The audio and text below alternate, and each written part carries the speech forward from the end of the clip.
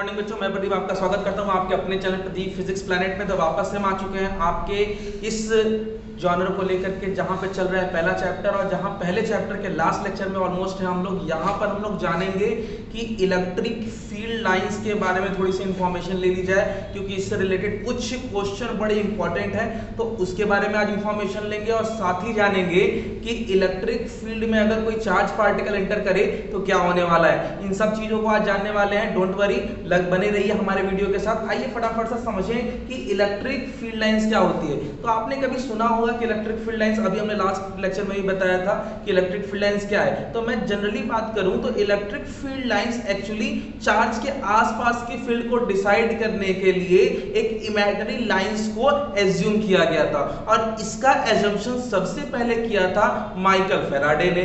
ये about 1800 century में decide किया गया था, जिसमें हमें ये पता चला कि एक्चुअली बिना फील्ड लाइंस के आप फील्ड के बारे में कैसे एजम्पशंस कर रहे हैं। जैसे मैं यहाँ पे सांस ले पा रहा हूं तो इसका मतलब यहाँ पर एयर मौजूद है, ऑक्सीजन है, तभी तो मैं सांस ले पा रहा हूं। एग्जैक्टली इसी तरीके से माइकल फैराडे ने बताया कि पॉजिटिव चार्ज के आसपास जो फील्ड है, एक्चुअली वो फील्ड कौन डिसाइड करता है? चार्ज से निकलने वाली इमेजिनरी लाइंस।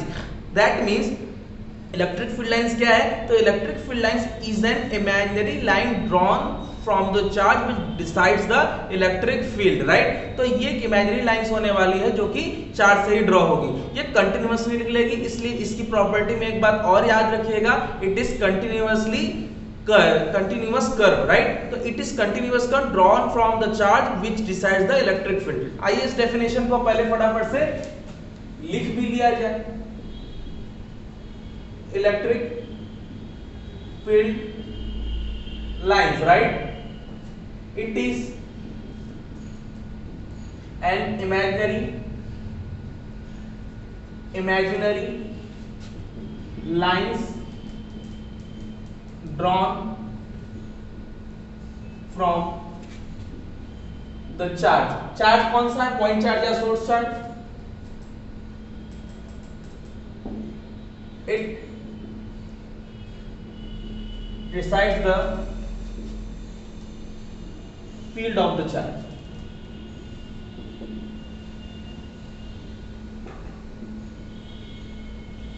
ये कहानी क्लियर हो गई।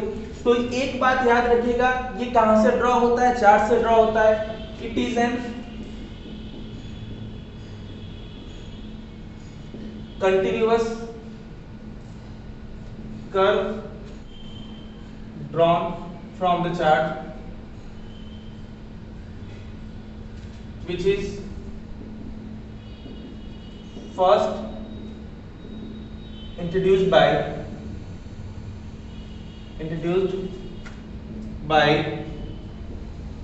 Michael Faraday, right. ओके, तो ये बात आप ध्यान में रखेंगे। अब इतनी कहानी तो सिर्फ चार्ज के बारे में हो गई। अब चार्ज देखिए, जब भी आप किसी को इंट्रोड्यूस करते हो तो सबसे पहला आपका फर्ज बनता है कि आप उसकी प्रॉपर्टीज बताएं। तो यहां पर भी वही कहानी होने वाली है कि आप इलेक्ट्रिक फील्ड लाइंस की प्रॉपर्टीज बताने वाले हो। तो इलेक्ट्रिक फील्ड लाइंस की देखिए प्रॉपर्टी एक एक करके हम समझेंगे, क्योंकि एक इमेजिनरी लाइंस है और इमेजिनरी चीजों के बारे में बताना बहुत इंपॉर्टेंट हो जाता है। अब बिना प्रॉपर्टी के आप किसी चीज को प्रूफ नहीं कर सकते। तो आइए एक एक करके इसकी प्रॉपर्टी जस्टिफाई करते हैं। तो पहली तो बात ये रखिए कि चार्ज को आप तो देखो, सबसे पहले चार्ज को देखना भी बड़ा अलग सा एक टास्क होता है। तो चलो चार्ज के एग्जम्पशन, मतलब हमने चार्ज के एक्सिस्टेंस के बारे में पहले पता करना स्टार्ट किया। तो चलिए चार्ज होते हैं। अब हमने ये डिसाइड किया कि चार्ज में फील्ड लाइंस होते हैं। तो फील्ड लाइंस ज्यादा किस में होंगे? पॉजिटिव में या नेगेटिव में? तो हमने जाना कि पॉजिटिव नेगेटिव में कोई डिफरेंस है नहीं, बस डायरेक्शन का अंतर होता है। पॉजिटिव क्या करता है? पुश करता है, और नेगेटिव क्या करता है? अट्रैक्ट करता है। उस बिहाफ पर अगर मैं बात करूं कि पॉजिटिव चार्ज का जो नेचर होगा वो कैसा होगा, तो पॉजिटिव चार्ज का जो नेचर होगा वो पुश करने का होता है। दैट्स व्हाई इसमें जो फील्ड लाइंस का जो डायरेक्शन होगा वो कैसा होगा? अच्छा, ऐसा तो है नहीं कि लेफ्ट में स्ट्रांग होगा, राइट में वीक होगा, टॉप पे स्ट्रांग होगा, बॉटम पे भी, ऐसा कुछ भी नहीं है। सराउंडिंग में चारों तरफ से इफेक्ट होता है। इसलिए हमने अपनी कन्वीनियंस के हिसाब से इसका जो डायरेक्शन है वो दिखा दिया रेडियल, राइट, रेडियल। और कहां की ओर? Outward, radial outward. तो क्या समझ में आया? For positive charge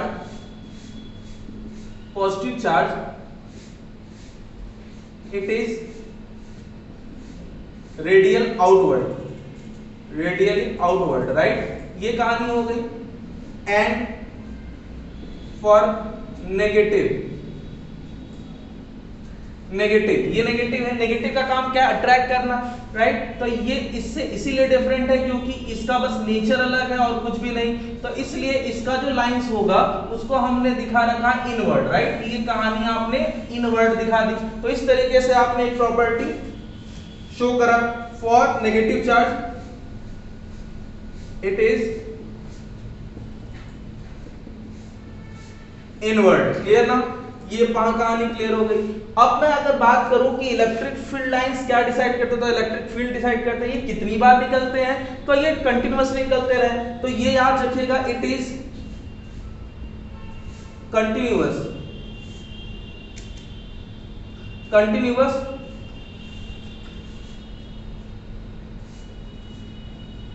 curve. अच्छा, ये कंटिन्यूअस कर्व होंगे, इसका मतलब इसका कोई पर्टिकुलर टाइम नहीं है, दिन भर मतलब ये लगातार निकलते हैं, इससे लाइंस कभी वीक नहीं पड़ेंगी, राइट। ये बात ध्यान में रखेंगे आप, ये कहानी हो गई।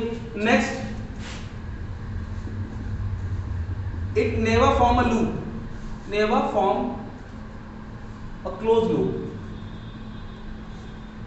ये क्लोज लूप का कहानी क्या है, तो क्लोज लूप का मतलब होता है, अगर मैं बात करूं मैग्नेट के बारे में, तो आपको पता है मैग्नेट का भी अपना फील्ड होता है, आपने क्लास 10th में पढ़ रखा है। तो मैग्नेट से भी लाइंस ड्रॉ होती हैं और ये लाइंस जो है वो वापस से बेंड होकर के साउथ के पास चली जाती हैं, राइट। तो ये वाली जो लाइंस है वापस से साउथ में जा रही है, इसका मतलब ये है कि ये हमेशा साथ साथ रहने वाले। अगर मैं इसको बीच में से कट कर दूं तो ये फिर भी N और S पोल बनाएंगे, राइट, ऐसा सुन रखा है। तो N से S ये लगातार जाती रहेंगी, इसमें कभी भी ब्लॉकेज नहीं होगा।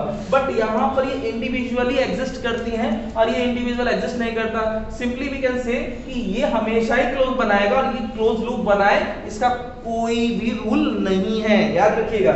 It never form a close loop, right, ये हो गया।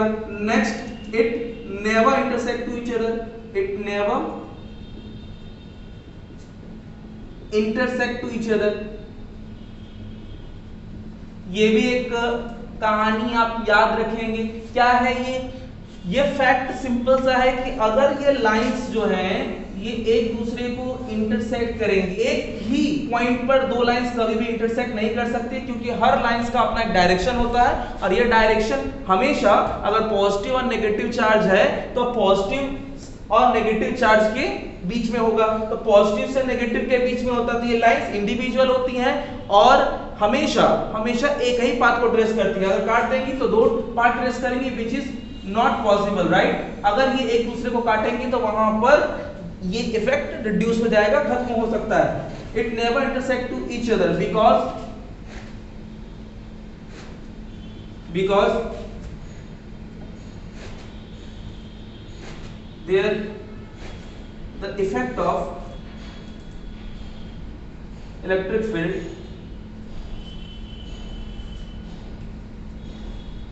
vanishes,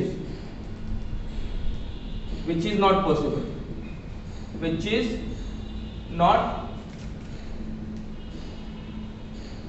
possible। एक बात तो ये हो गई, और दूसरी बात इसमें एक और फैक्टर है, एंड इट ऑल्सो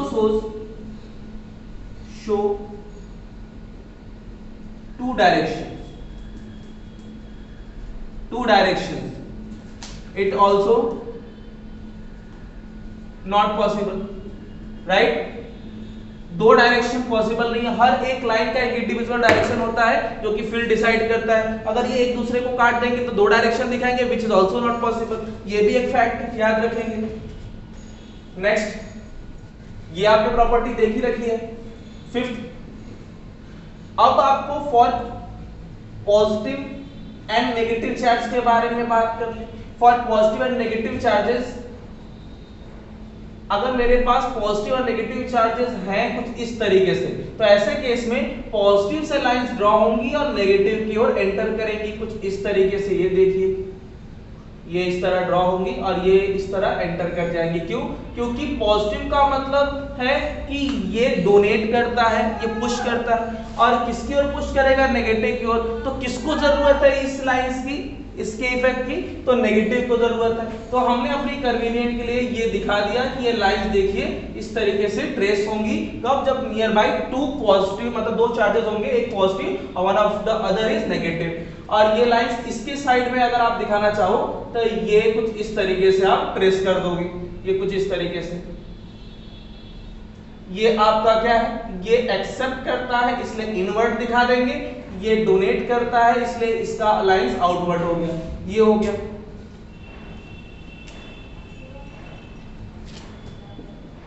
नेक्स्ट, मैंने अभी आपसे क्या बोला है कि अगर दो चार्जेस एक दूसरे के क्लोज है तो ये लाइंस एक दूसरे को नहीं काटेंगी। इसका मतलब अगर दो चार्जेस है, 2 पॉइंट चार्जेस, अगर हमारे पास इस तरीके से है, ये हो गया और ये हो गया, और दोनों ज्यादा दूर नहीं है, कुछ इस तरीके से,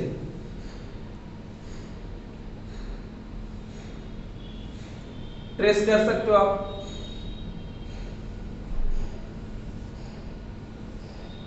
ये कुछ इस तरीके से आपने ट्रेस कर देना है। ये क्या हो रहा है? तो ये दिखा रहा है कि लाइंस एक दूसरे को काटना चाह नहीं रही है और ये एक दूसरे से रिपेल हो रही है। ऐसे केस में ये तो डोनेट कर रहा है तो लाइंस आउटवर्ड होंगी। आपको पता है पॉजिटिव चार्ज के लिए आउटवर्ड होता है।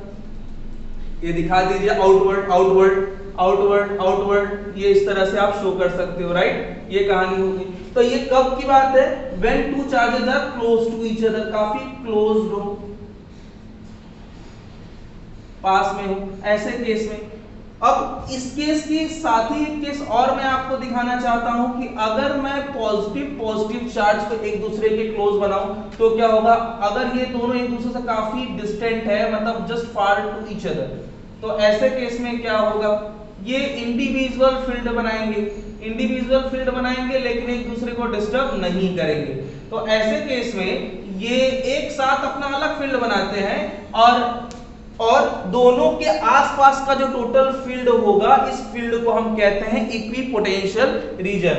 तो ये कब की बात है? जब आपका दो चार्जेस काफी डिस्टेंट में हो, when two charges keep so far away, right? तो ये जब दोनों एक दूसरे से काफी डिस्टेंट होंगे तो इनका फील्ड इंडिविजुअल होगा, एक दूसरे को डिस्टर्ब नहीं करेंगे। बट अगर क्लोज होगा तो ये लाइंस एक दूसरे से डिस्टर्ब हो जाएंगी। ये बात हो गई। ये भी प्रॉपर्टी आपने देख लिया, 6th प्रॉपर्टी हो गई। 7th प्रॉपर्टी चेक करें बच्चों। 7th प्रॉपर्टी क्या है? इलेक्ट्रिक फील्ड लाइंस डिसाइड होती है अमाउंट ऑफ चार्ज, क्योंकि amount of charge field strong करेगा, राइट? तो जितना ज्यादा अमाउंट ऑफ चार्ज होगा उतना ज्यादा फील्ड लाइंस होंगी। याद रखिएगा, फील्ड लाइंस उतना ही ज्यादा स्ट्रॉन्ग होगा। मतलब amount of charge is directly proportional to field lines, right? जो ये लाइंस निकल रही है ये एक्चुअली फील्ड लाइंस क्या डिसाइड करते हैं? फील्ड डिसाइड करती है, इसलिए इसको फील्ड लाइंस कहते हैं। ज्यादा चार्जेस ज्यादा फील्ड लाइंस। इसका अगर हम एग्जांपल के तौर पे बनाने की कोशिश करें तो ये कैपिटल क्यू है और ये स्मॉल क्यू है। तो ऐसे केस में इससे निकलने वाली लाइंस जो होंगी वो काफी ज्यादा होंगी और ये कुछ इस तरीके से होंगी। आप इस तरह से इनफ अमाउंट में बना सकते हो। और अगर मैं इसकी बनाने की बात करूं तो ये लाइंस आप कम बनाओगे और लिमिटेड बना सकते हो इसके एज कंपेयर टू वेयर। अगर मैं बात करूं कि इसका कंडीशन क्या होगा तो आप लिखोगे, इसकी कंडीशन होगी कि capital Q is greater than small Q, right? तो ऐसे केस में ये लाइंस जो है ज्यादा है क्योंकि कैपिटल क्यू की वैल्यू ज्यादा है और स्मॉल क्यू की वैल्यू कम है, इसलिए उसकी लाइंस भी कम है, राइट? ये कहानी क्लियर हो रही है? Okay fine. नेक्स्ट देखते हैं बच्चों।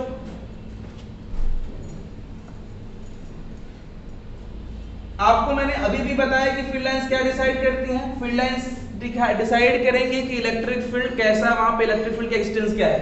ज्यादा क्लोज अगर इलेक्ट्रिक फील्ड लाइंस है, जस्ट लाइक दिस, अगर ये लाइंस अगर एक दूसरे के काफी क्लोज हैं, ठीक है, और पैरेलल है, तो ऐसे केस को हम यूनिफॉर्म फील्ड कहते हैं। ये यूनिफॉर्म फील्ड को रिप्रेजेंट करता है, ये यूनिफॉर्म फील्ड हो गया, राइट? ये कुछ इस तरीके से अगर जा रहा है तो, और एक दूसरे के पैरेलल इक्विडिस्टेंट है। बट अगर मैं इसी के पैरेलल एक और दिखाऊं कुछ इस तरीके से, अगर ये जस्ट रैंडम है ऐसे केस में, तो इस फील्ड को हम लोग कहते हैं non uniform field, right, non uniform field. इस तरीके के फील्ड को नॉन यूनिफॉर्म फील्ड कहेंगे।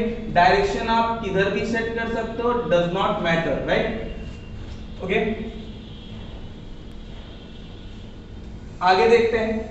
ज्यादा लाइंस ज्यादा फील्ड को रिप्रेजेंट करते हैं। मेक श्योर कि अगर मैं अगले टर्म के बारे में बात करूं, डायरेक्ट प्रॉपर्टी के बारे में बात करूं, तो ये कुछ इस तरीके से अगर मैं रिप्रेजेंट करने की कोशिश करूं, तो यहां पर फील्ड लाइंस काफी क्लोज है। तो इस पॉइंट पर अगर मैं एक रीजन ले लूं और इस पॉइंट पर मैं एक रीजन ले लूं, तो यहां पर फील्ड जो है ये P पर, और यहां पर जो पॉइंट है Q, तो P पर फील्ड क्या होगा, मान लो E1 हो गया और यहां पे फील्ड हो गया E2 हो गया, तो यहां पर E2 is greater than E1। याद रखिएगा, वेयर आप ये कह सकते हो कि इलेक्ट्रिक फील्ड अगर लाइंस क्लोज है तो इलेक्ट्रिक फील्ड स्ट्रांग है, और अलग इलेक्ट्रिक फील्ड लाइंस जस्ट दूर है एक दूसरे से, तो ऐसे केस में इलेक्ट्रिक फील्ड जो है वो वीक हो गया। ये सारी प्रॉपर्टीज अगर आपको समझ में आ गई तो बहुत अच्छी बात, दिमाग में अच्छे से फिट कर लीजिए। अब हम बात करेंगे कि अगर कोई चार्ज पार्टिकल यूनिफॉर्म फील्ड में एंटर करे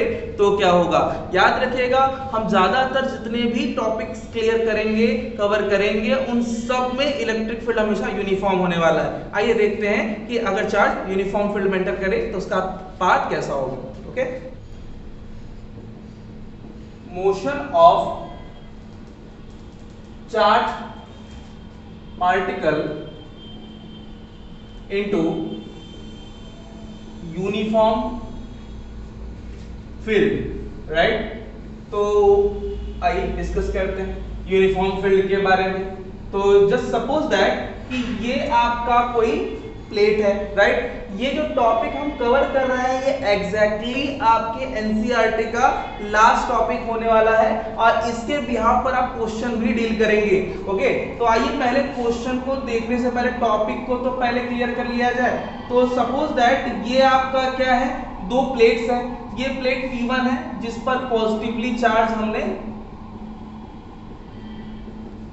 अमाउंट दे दिया, और यहां पर नेगेटिव चार्ज अमाउंट दे रखा है। एग्जैक्टली यूनिफॉर्म चार्ज है तो दोनों पे अमाउंट ऑफ चार्ज तो सेम होगा। पॉजिटिव से नेगेटिव की ओर लाइंस ड्रॉ होती हैं, आपको अभी भी मैंने बताया कि ये लाइंस देखिए पॉजिटिव से नेगेटिव की ओर ड्रॉ हो गई, और ये एक्चुअली इलेक्ट्रिक फील्ड के डायरेक्शन को शो करती है, क्योंकि इलेक्ट्रिक फील्ड एक वेक्टर क्वांटिटी है, राइट। सपोज दैट कि ये आपका चार्ज पार्टिकल v वेलोसिटी से, v स्पीड से एंटर कर रहा है पर्टिकुलर डायरेक्शन में, इसलिए वेलोसिटी ही कहेंगे, और ये कोई और नहीं अमाउंट ऑफ चार्ज जो है स्मॉल q, राइट। अब ये जैसे ही चार्ज एंटर करेगा यहां पर, तो एंटर करते ही इस पर फोर्स लगना स्टार्ट हो जाएगा। ये जा कहां रहा था, स्ट्रेट जा रहा था, बट इस पॉइंट पर यहां पर फोर्स लगना स्टार्ट हो गया। फोर्स का डायरेक्शन नन अदर देन नीचे होगा, जहां इलेक्ट्रिक फील्ड का डायरेक्शन होता है वहीं पर इलेक्ट्रिक फोर्स का डायरेक्शन होगा।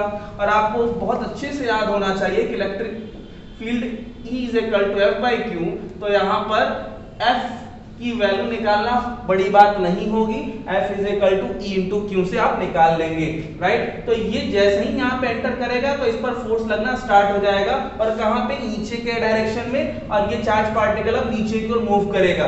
क्या ये आगे बढ़ना बंद कर देगा, तो उसका जवाब है नहीं। चार्ज के पार्टिकल की स्पीड हॉरिजॉन्टल बनी रहेगी, वर्टिकल डायरेक्शन में भी शिफ्ट होगी। तो जब आप किसी बॉडी को ऐसे फेंकते हो तो नीचे ग्रेविटी लगती है, तो क्या वो आगे जाना बंद कर देती है? नहीं, ये नीचे भी जाती है एज वेल एज आगे भी जाती है। इसका मतलब 2D प्लेन में मोशन होता है। एग्जैक्टली यहाँ पर भी वही होगा, ये नीचे भी जाएगी, मतलब कि वर्टिकल एक्सिस भी कवर करेगी, और हॉरिजॉन्टल तो इसको कवर करना ही है, क्योंकि हॉरिजॉन्टल में कोई भी डिस्ट्रैक्शन नहीं है। इसका मतलब इधर ना जा करके नीचे की ओर, मतलब 2D में मोशन में है। सपोज कर लीजिए, let a charge enters into uniform field capital E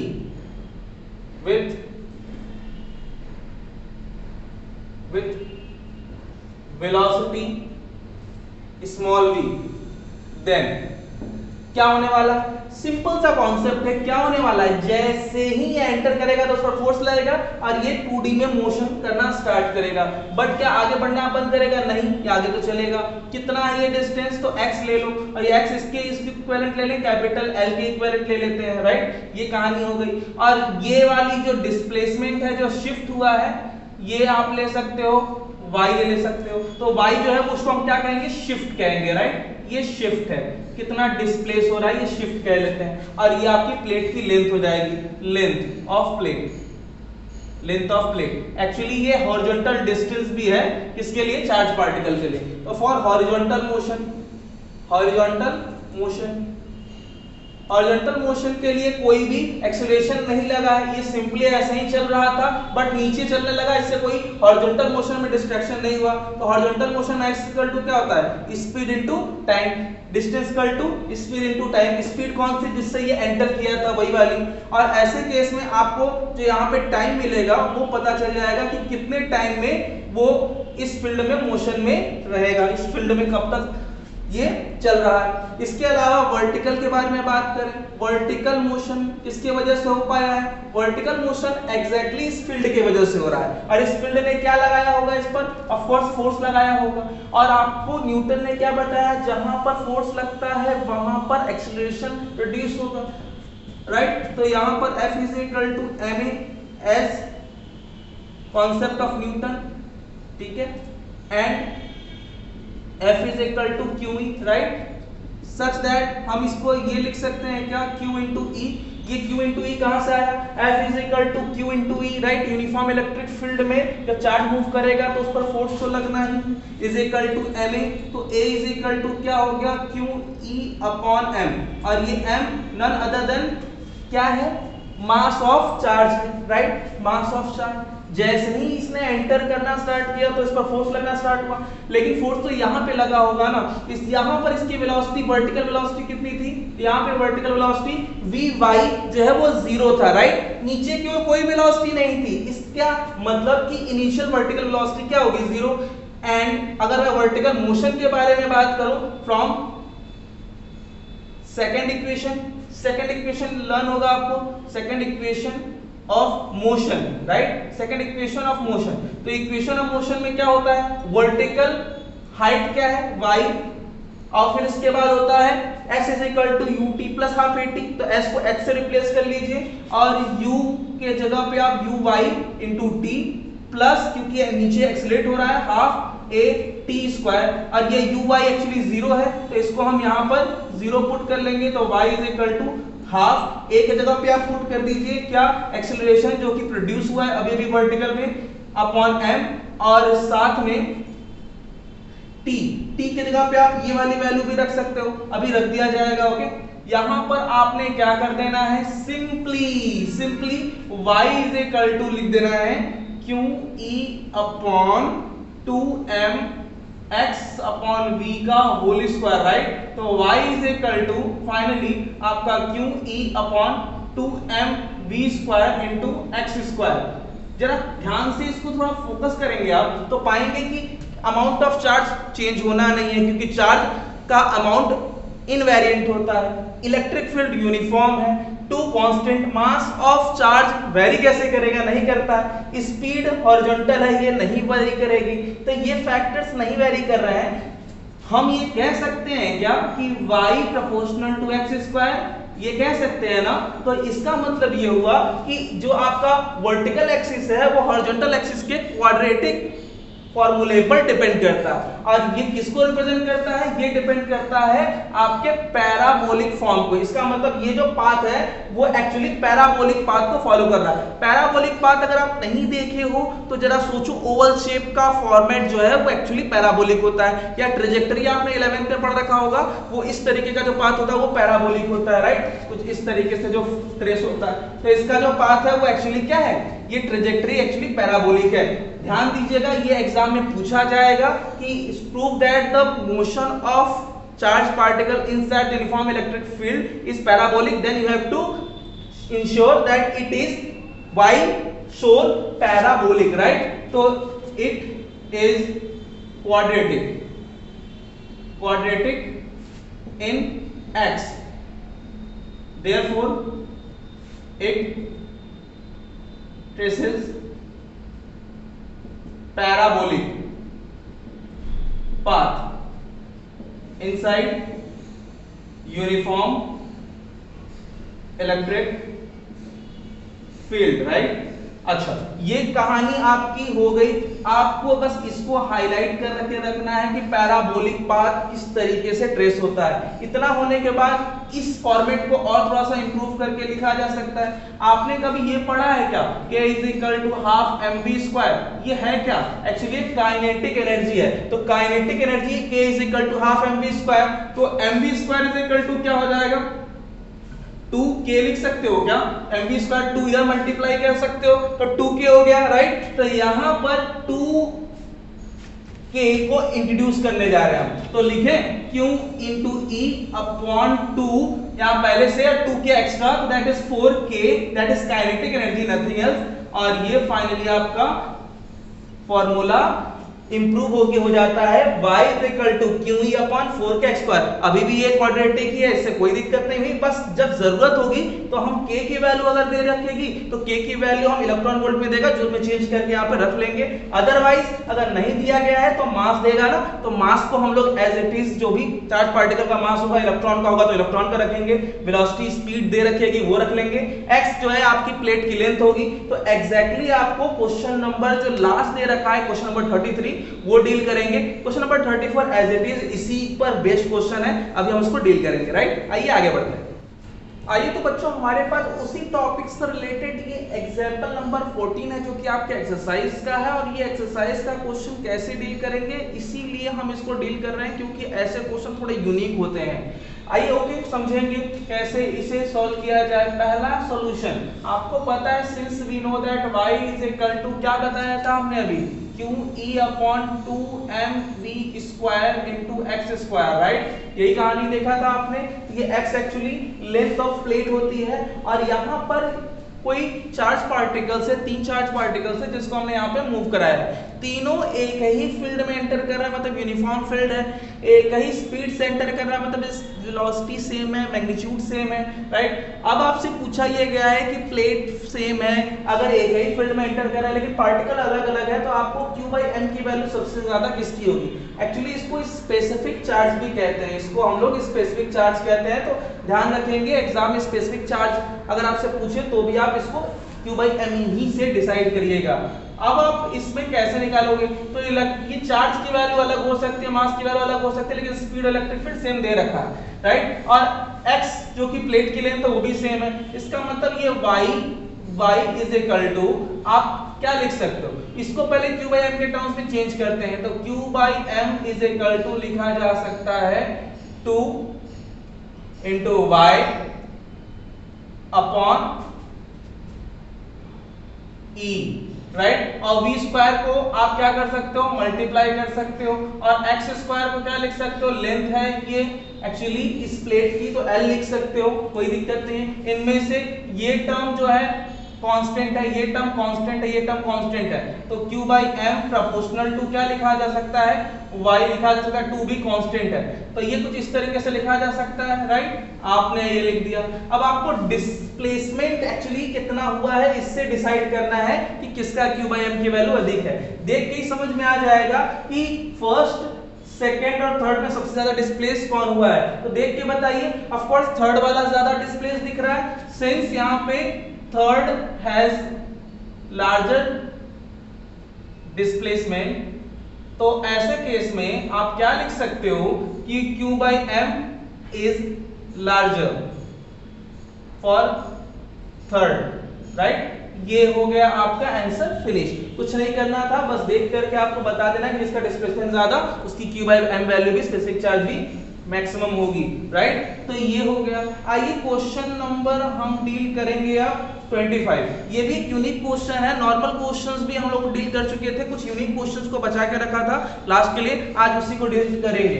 तो सपोज दैट यहाँ पर यूनिफॉर्म फील्ड है, और इस यूनिफॉर्म फील्ड में आपको दिया गया है ऑयल ड्रॉप। ये ऑयल ड्रॉप है। ऑयल ड्रॉप देखिए, ड्रॉप हमेशा स्फेरिकल होता है, लेकिन ग्रेविटी की वजह से इसका शेप कुछ इस तरीके का दिखता है, राइट। अब आपको ये नीचे की ओर गिरने से बचाना, बैलेंस करना है, तो इसके लिए फील्ड कहाँ होना चाहिए, ऊपर होगा तभी तो बचा पाएगा, राइट। अगर कोई नीचे गिर रहा है, उसको नीचे ढक्का दोगे तो कैसे बचेगा, ऊपर की ओर पुश करना होगा ना।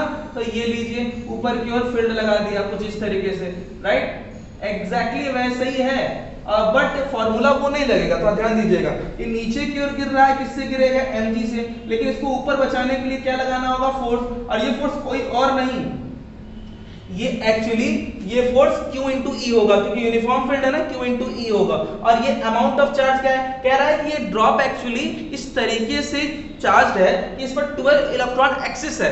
12 इलेक्ट्रॉन एक्सिस का मतलब कि ये actually charge amount of oil drop है।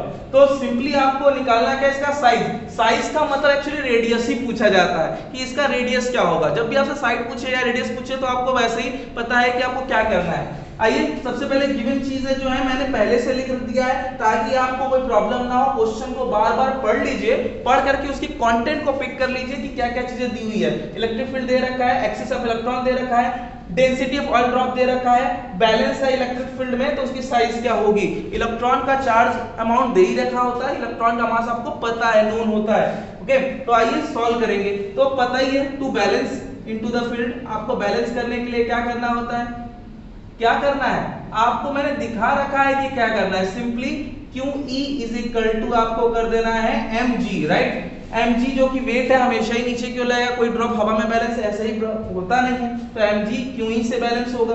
Q को क्या लिखोगे, n into e according to quantization theory, और इंटू ई। और मास को क्या लिखते हो, मास ऑफ व्हाट, ड्रॉप, और ड्रॉप के मास को लिखोगे volume, right, volume of drop, volume into density, density, ठीक, किसका, ऑयल का, ऑयल है ना, और इनटू में क्या, एग्जैक्टली g, ग्रेविटी, एक्सेलरेशन है वो, तो n into E into e. और एक्चुअली वॉल्यूम को क्या लिखोगे, स्फीयर है, स्फीयर का वॉल्यूम, वॉल्यूम तो चेंज होता नहीं है, तो आप आराम से 4 पाई r क्यूब लिख सकते हो, और डेंसिटी को रो लिख सकते हो as v, right here. Okay, और साथ में g, यहां से r cube is equal to लिखना होगा, तो आप लिखोगे 3 into n, n is equal to 12, और e क्या है, एक्चुअली इलेक्ट्रॉन है।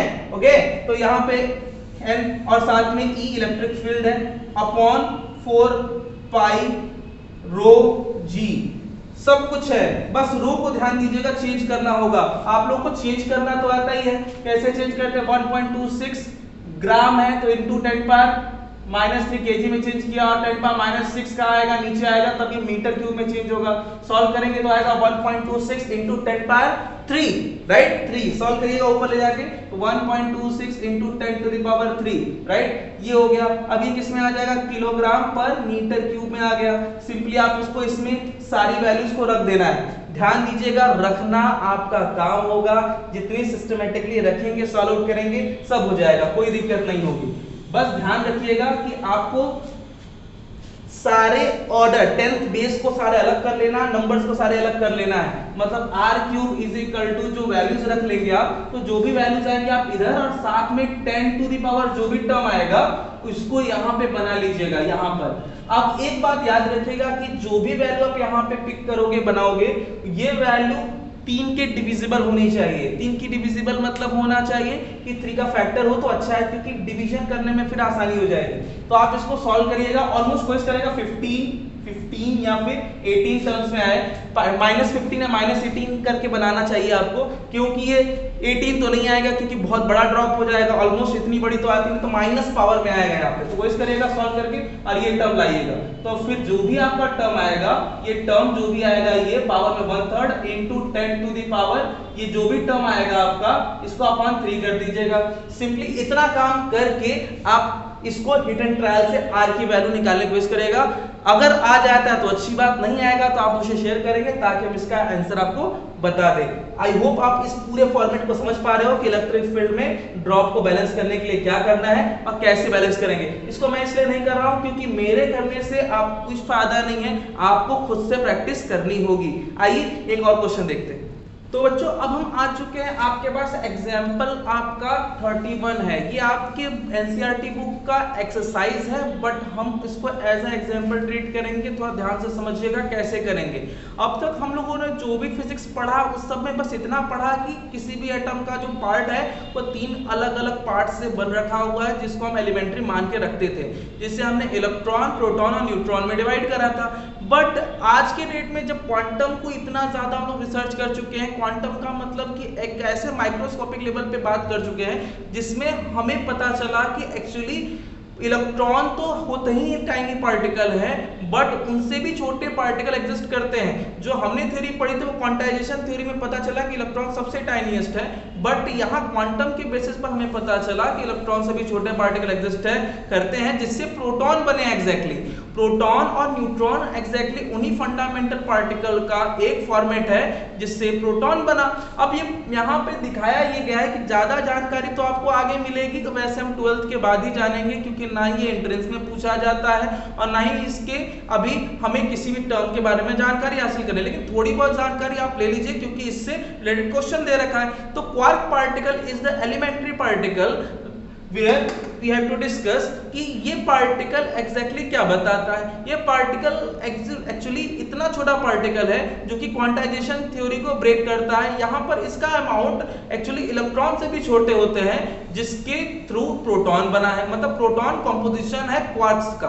क्वार्क एलिमेंट्री पार्टिकल है जो इलेक्ट्रॉन से भी छोटे होते हैं, इनकी वैल्यू इलेक्ट्रॉन से भी कम होगी, राइट। और ये क्वांटम के बिहाफ पर जज की जाती है। तो यहाँ पर अब आपसे पूछा गया है कि अगर प्रोटॉन और न्यूट्रॉन एलिमेंट्री नहीं है, अगर वो क्वार्क से बने हैं, तो क्वार्क में एक्चुअली होते हैं 6 टाइप्स, लेकिन आपके बुक में केवल 2 टाइप के बारे में जानकारी दे रखी है, तो हम इन्हीं 2 टाइप के बारे में बात करेंगे। और बेसिकली यही होता भी है कि प्रोटॉन इन्हीं 2 पार्ट से बने भी होते हैं, बाकी 4 पार्ट का इसमें कोई रोल नहीं होता, इसीलिए इन्हीं 2 के बारे में जिक्र करना है। तो प्रोटॉन और न्यूट्रॉन दोनों एक्चुअली अप क्वार्क और डाउन क्वार्क का ही एक कॉम्पोजिशन है। बाकी के बारे में हमें अभी डिस्कस नहीं करना है, जो बाकी के 4 पार्ट्स है, अप, डाउन, साइड और चार्म, ये सब और भी पार्ट्स होते हैं जिसके बारे में हमें अभी डिस्कस नहीं करना है फिलहाल। आइए देखें कि अगर हम आपसे पूछें कि प्रोटॉन अगर कॉम्पोजिशन है तो कितने अप और कितने डाउन का कॉम्पोजिशन होना चाहिए।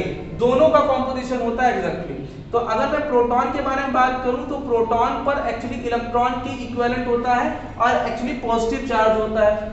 और ये पॉजिटिव चार्ज कैसे डिफाइन होगा, तो अगर मैं 2 अप ले लूं, 2 अप और 1 डाउन लेकर के कंसीडर करूं, 2 अप 1 डाउन, जरा सोचिए कि 1 अप और 1 डाउन लेके अगर कॉम्पोजिशन चेक करते तो क्या होता है। 2/3 जो कि पॉजिटिव में दे रखा है और -1/3 सॉल्व करते तो ये 1/3 आएगा, और वो भी पॉजिटिव में, जो कि एग्जैक्टली E के इक्विवेलेंट नहीं है। E तो आएगा ही, E के इक्विवेलेंट नहीं है, इसके लिए क्या आना चाहिए, 1 E के इक्विवेलेंट आना चाहिए। तो एक काम करते हैं, 2 अप और 1 डाउन लेते हैं। अगर मैं 2 अप और 1 डाउन लूं तो क्या होगा, 2 अप का मतलब 2 × 2/3 और माइनस, क्योंकि ये माइनस होता है, 1 × 1/3, ये 1/3 माइनस होता है एक्चुअली इंटू E। इसको सॉल्व करेंगे तो आएगा 4/3 E, और यहाँ पे 1/3 E सॉल्व करेंगे तो 3/3 E, और फाइनली ये कैंसिल होगा 1 E एग्जैक्टली प्लस में आ जाएगा। तो ये किसके इक्विवेलेंट आ रहा है, प्रोटॉन के इक्विवेलेंट आ रहा है। इसका मतलब आपका जो प्रोटॉन है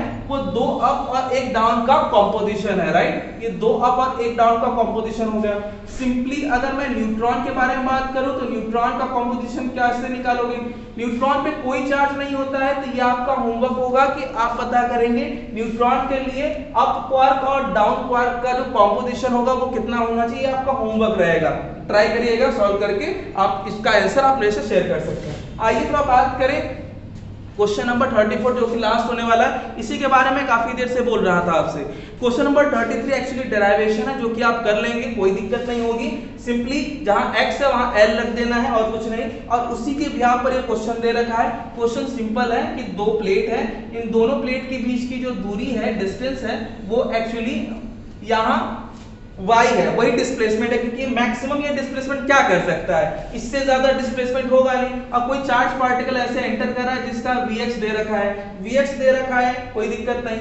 इलेक्ट्रिक फील्ड का डायरेक्शन भी मान लीजिए यही है इलेक्ट्रिक फील्ड का डायरेक्शन, ऐसा करके। इलेक्ट्रिक फील्ड की वैल्यू दे रखी है, एक्चुअली आपसे L की वैल्यू पूछा गया है कि ये प्लेट की लेंथ क्या होगी जिसमें प्लेटों के बीच की जो डिस्टेंस है वो दे रखी है कितना, सेंटीमीटर में। कुछ नहीं बच्चों, सॉल्व करना है और सबसे पहले फॉर्मेट लिख लेना है कि vx कितना है, डिस्टेंस एक्चुअली वही आपका क्या हो जाएगा, डिस्प्लेसमेंट होगा, डिफ्लेक्शन होगा। इलेक्ट्रिक फील्ड दे रखा है, लेंथ पूछा है, फॉर्मूला क्या होता है, y is equal to Q into e upon 2mv square into x square. X की जगह पे आप क्या पुट कर देंगे, L, तो राइट मैं अभी यहाँ पे L लिख दे रहा हूँ, यहाँ पे simply L square is equal to क्या हो जाएगा, 2mv square into y upon Q into E. अब ये इलेक्ट्रॉन एंटर कर रहा है बच्चों, तो याद रखिएगा इलेक्ट्रॉन के लिए यहाँ Q की जगह पे क्या लिख सकते हो, E लिख सकते हो। और मास इलेक्ट्रॉन का पता है ना, 9.1 इंटू 10⁻31 और इलेक्ट्रॉन का charge 1.6 into 10⁻19। As it is solve करिएगा, वैल्यू निकाल करके इसका स्क्वायर रूट निकालना होगा। आई होप स्क्वायर रूट आपको निकालना आता होगा। तो इसी के साथ आज ये फर्स्ट चैप्टर हम लोग कंप्लीट करते हैं, ये पूरी तरीके से खत्म हो गया, न्यूमेरिकल भी हो चुके हैं। अब बस आपका टास्क ये है कि ये पूरा कंप्लीट करेंगे। नेक्स्ट लेक्चर में मिलेंगे हम लोग सेकंड चैप्टर के साथ और वो होगा इलेक्ट्रिक पोटेंशियल एंड कैपेसिटेंस। तब तक के लिए अपना ख्याल रखिए। जय।